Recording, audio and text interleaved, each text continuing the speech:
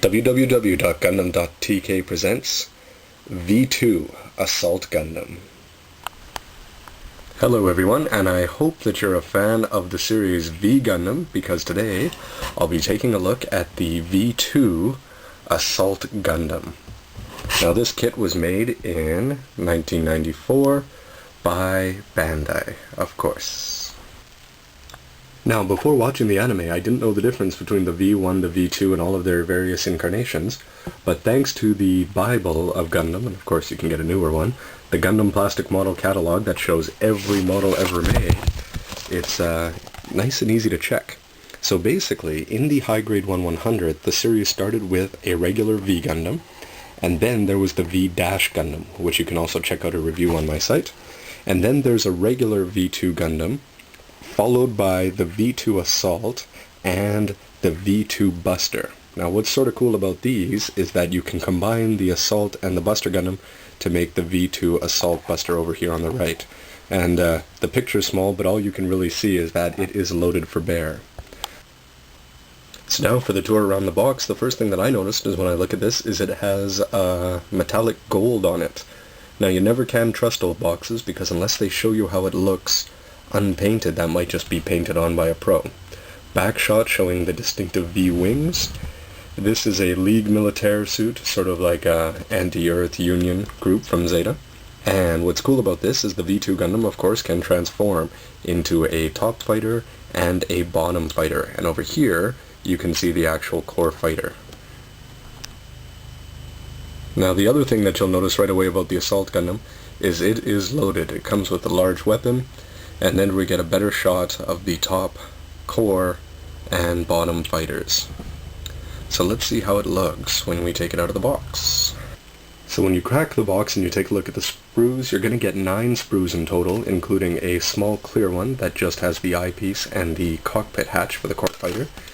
The A sprue is something special about these old kind of HG kits, is if you look here, this piece actually is blue and yellow because the pieces are pre-made in blue and yellow. You don't put two separate pieces together to get the effect.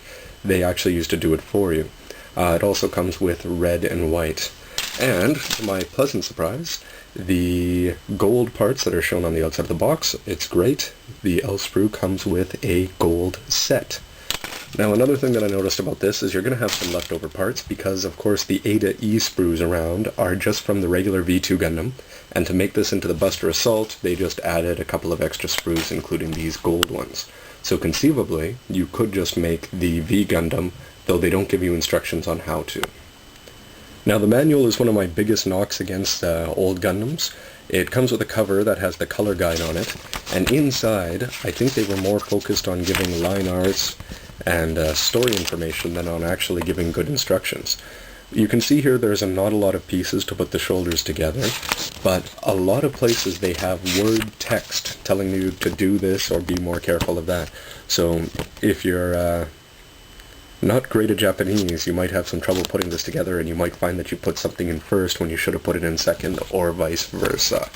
Not hard to figure out, but just you'll have to think about it first.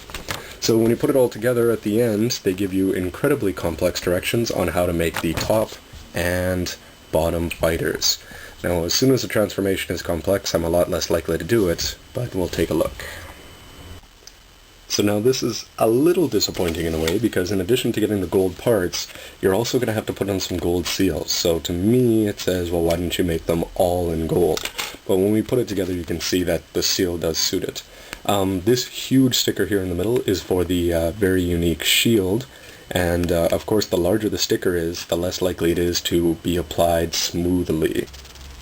Now to look at the actual Gundam after everything's been built, the first thing you'll notice about this is how many parts there are kicking around. And partly because this is a transforming Gundam, a lot of pieces have to be able to be easily removable, so that you can reconfigure them. So it's not so much as a transformation as a snap-on, snap-off for some things. But otherwise, you've got all the major parts, and the gold looks pretty good already. Let's take a look at the parts individually now. Starting at the bottom and working our way up, the foot just has a simple bend here, and there's also a plate here that can move a little bit at the bottom. That'll come into play for the transformation. Something I complained about with the V1 Gundam, well, it's back for the V2. Yellow polycaps. They look atrocious, and in some places they're visible. Bandai, you could have done a better job with that. Now the legs are pretty cool. You have to put some lining in down there. Yellow polycaps again, but you get a 90-degree bend, nothing more. Somewhat to be expected for 94, but the gold pieces again look pretty good, and that is just a blue seal on the middle. Now, of course, whenever you have gold-plated parts, when you cut it off the sprue, you're going to get the gold paint will flick off, and you'll just be left with white underneath. So I used a gold Gundam marker to fix that up. Now, the thing is, it actually looks, from a distance, it looks better, but up close it looks worse, and I did the same up here. Now, this is a shot of the front of the skirt, of the armor skirt, and this goes on the side, and because this has a lot of snap-on, snap-off parts, there's just a bunch of parts like this. This goes on the side, and this goes on the back. That's the back armor. Now, the chest is already looking good, mostly just because the front is protected by this gold piece, but right away you'll see that the chest is empty because this is for the core fighter mechanism.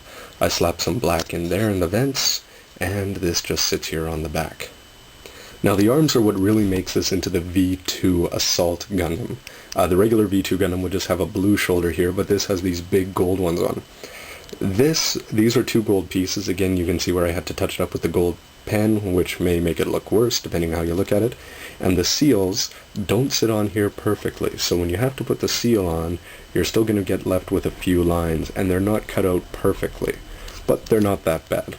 As far as the arm itself goes, the wrist has a lot of mobility, but that's for the transformation, and these can pop out just like on the V Gundam, and that'll come into play when you're putting the weapon in hand.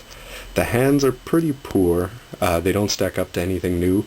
Very small hands, small fingers, and it doesn't have the clip that you like when you keep the weapon in place. So now we'll look at the weapon. I really like this weapon as simple as it is, just 3 or 4 pieces. Slap some black lining in there, and I think it looks pretty sharp.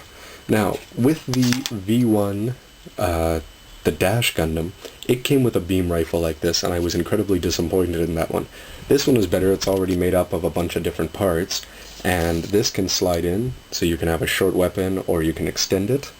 Now, what's sort of interesting about this is that the Gundam actually puts his hand over it like this.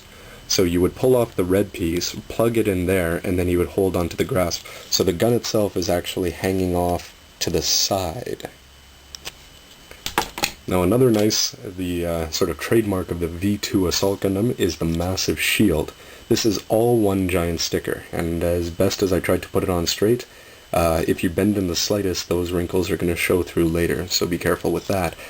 And each of these pieces, that's just a sticker also, and that just attaches onto here.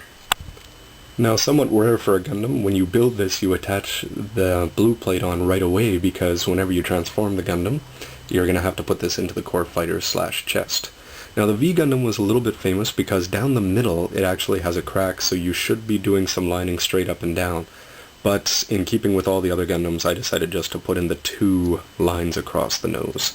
You have to do a lot of lining on this, and they don't give you very good channels, so I ended up having to do it a couple times. Put some black in the ears, it's sticker for eyes, you get 1 sticker over a green part for the camera.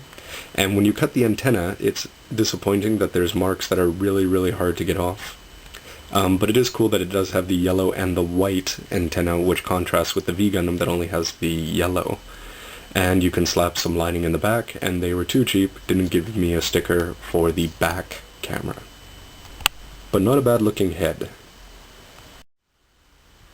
For lots of Gundam reviews, including V Gundam, Force Impulse, Crossbone, New, 00, Freedom, and Gundam version 2.0, don't forget www.gundam.tk.